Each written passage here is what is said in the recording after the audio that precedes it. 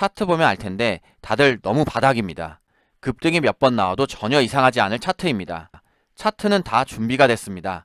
다음 주 코로나 확진자가 늘어나면 그때 시작할 겁니다. 왜 윤석열도 아니고 이재명도 아니고 정세균인가? 코인베이스 같은 암호화폐 거래소의 나스닥 상장은 이번이 처음입니다. 비트코인과 빗썸이 이슈가 될 때마다 급등을 해준 종목입니다. 급등과 급락이 계속되면서 저점을 높여주는 중입니다. 안녕하세요. 주식성공TV의 김석사입니다. 벌써 4월 셋째 주가 다가옵니다. 벚꽃도 다 떨어지고 봄이 성큼 온 것 같습니다. 옛날에 한창 주식에 빠져 살 때는 정말 계절이 어떻게 지나가는지도 모르고 했었는데요. 그때 열심히 연구하고 정리했던 내용들이 지금 큰 도움이 되고 있습니다. 궁금한 게 있으시면 언제든지 댓글로 물어보세요. 하나하나 답할 순 없지만 중요한 내용은 영상을 통해 알려드리겠습니다. 이 영상들이 모든 분들의 성공 투자에 도움되었으면 좋겠습니다. 성공의 그날까지 김석사도 같이 하겠습니다. 오늘 영상은 다음 주 관심 종목입니다. 저는 항상 금요일에 다음 주의 이슈와 종목을 정리합니다. 그렇기 때문에 관심 종목은 종목 개수가 많습니다. 다른 영상도 그렇지만 추천이 아닙니다. 종목의 흐름을 시나리오로 그려보는 과정입니다. 많은 도움이 되시길 바랍니다. 첫 번째 이슈는 코로나 4차 대유행 가능성입니다. 다들 뉴스를 통해 이미 보셨을 겁니다. 코로나 확진자 수가 갑자기 늘어나고 있습니다. 벌써 700명 선으로 올라왔습니다. 700명은 약 3달 만이라고 합니다. 이유는 봄이 되면서 사람들의 외출이 늘어나고 경계심이 많이 약해진 것으로 해석됩니다. 다음 주 코로나 확진자가 더욱 늘어나면 분명 코로나 관련주가 오랜만에 관심을 받을 것 같습니다. 차트 보면 알 텐데 다들 너무 바닥입니다. 첫 번째 종목은 우정바이오입니다. 감염 방지 시설 관련 종목입니다. 감염이 확산되는 걸 막는 토탈 솔루션 업체라고 보면 됩니다. 차트는 이미 코로나 환자가 늘어날 기미가 보이자마자 상승을 시작했습니다.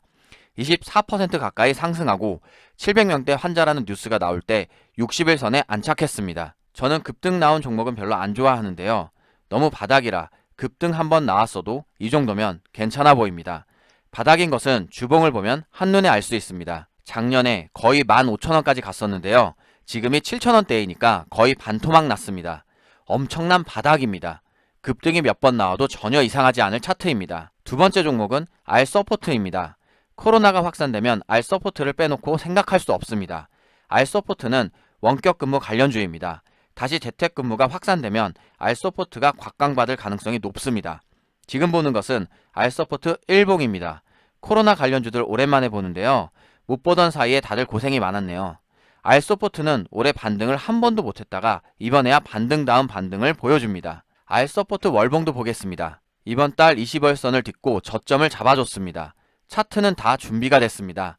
다음 주 코로나 확진자가 늘어나면 그때 시작할 겁니다. 세 번째 종목은 진단키트의 대장주 시젠입니다. 일봉을 보시면 27%나 급등했는데요. 이 종목도 너무 바닥이라 별로 티가 안 납니다.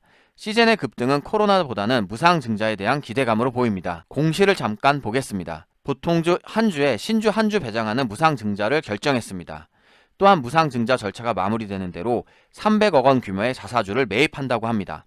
이번 코로나로 돈을 많이 벌어서 그런지 화끈합니다. 다만 신주 배정 기준일이 4월 26일이므로 무증받기 싫으면 그 전에 매도해야 합니다. 시젠 월봉입니다. 작년 코로나 때 그야말로 대박이 난 종목이었습니다. 그리고 나서 반토막이 났는데요. 지금은 20월선을 듣고 다시 상승하려는 중입니다. 이번 달이 시작한 지 얼마 안 되어서 월간 거래량이 부족한 게 아쉽네요. 뉴스 잠깐 보겠습니다. 아스트라제네카 백신이 요즘 말이 많습니다. 혈전 논란으로 안전성에 의문이 들고 있습니다. 그래서 접종 일정을 연기하거나 보류하였습니다. 이렇게 아스트라제네카 백신이 신뢰를 잃으면 대안이 되는 백신이 나오겠죠? 바로 러시아의 코로나 백신 스푸트니크 V입니다. 관련주로는 네 번째 종목 이수앱 일봉을 보면 다른 코로나 관련주들과 다르게 올해에만 2번이나 급등을 했습니다. 둘 다 러시아 백신 이슈였습니다. 급등 후 조정을 받아도 저점을 착실히 높이고 있습니다. 주봉입니다. 저점과 고점을 높여주는 상승 추세가 한눈에 들어옵니다. 캔들류로 저항선대가 없기 때문에 급등하기도 편합니다. 이번 주 응봉 밑꼬리로 우주선 뒤덮어주는 것도 참 좋아 보입니다. 다만 러시아 백신은 우리나라에서 부정적으로 언급하면 급락이 나올 수도 있으니 주의가 필요합니다. 다음 이슈는 정세균 총리의 사의 표명입니다. 다음 주에 문재인 대통령에게 사의를 표명할 예정이라고 합니다. 이란에서 돌아오면 최대한 빨리 나올 계획인 것 같습니다. 왜 윤석열도 아니고 이재명도 아니고 정세균인가? 이미 두 사람 관련주들은 너무 많은 개미들이 꼬여서 타점 잡기도 애매하고 주식 초보가 접근하기엔 어렵습니다. 그리고 가장 중요한 이유는 민주당의 재보선 패배로 이낙연 전 대표의 지지율이 하락했습니다. 새로운 사람이 이낙연의 지지율을 가져갈 텐데요. 그래서 다음 주 관심받기 좋은 이슈로 정세균 총리를 생각했습니다. 첫 번째 종목은 수산중공업입니다. 정세균 관련주에서 가장 대장주로 알려졌습니다. 작년 10월부터 계속 꾸준히 올랐습니다. 12월 고점 찍고 조정받고 2월에 고점 찍고 조정받았습니다. 이번에 사의 표명한다고 해서 또다시 급등했습니다. 물려도 대장주를 잡는 게 좋지만 수산중공업의 주식 초보들이 접근하기엔 어려운 종목입니다. 차트로 봤을 때 스윙보다는 단타 관점이 좋겠습니다. 두 번째 종목은 K탑 리츠입니다. 왜 관련주인지는 어차피 말 안 되니까 생략하겠습니다. 차트를 보면 수산중공업과 비슷한 흐름을 보여줬습니다. 급등과 조정이 꾸준히 나오면서 상승한 종목입니다. K탑 리츠도 마찬가지로 단타 관점에서 접근하는 게 좋겠습니다. 세 번째 종목은 알루코입니다. 수산중공업과 K탑 리츠가 급등과 조정을 꾸준히 받으면서 올렸다면 알루코는 생각보다 행보가 길었던 종목입니다. 정치 테마주는 남들 오를 때 같이 올라주는 게 제일 좋습니다. 원래 알루코가 이장주였는데 차트로 봤을 때 뒤로 밀려난 느낌입니다. 하지만 다른 이 종목보다는 안전한 매수가 가능해 보입니다. 다시 말씀드리지만 주식 초보분들은 스윙보다는 단타 관점으로 보세요. 만약 다음 주에 사의 표명 안 하면 하락할 수도 있습니다.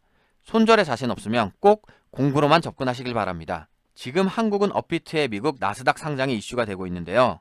이미 미국 최대 암호화폐 거래소인 코인베이스는 4월 14일에 나스닥에 상장됩니다. 코인베이스 같은 암호화폐 거래소의 나스닥 상장은 이번이 처음입니다. 성공적으로 안착한다면 거래소들이 너도 나도 상장할 것 같습니다. 그럼 다음 주 관심주로 많은 사람들은 업비트 관련주를 떠올릴 텐데요. 지금 보고 있는 우리기술투자나 한화투자증권은 너무 급등했습니다.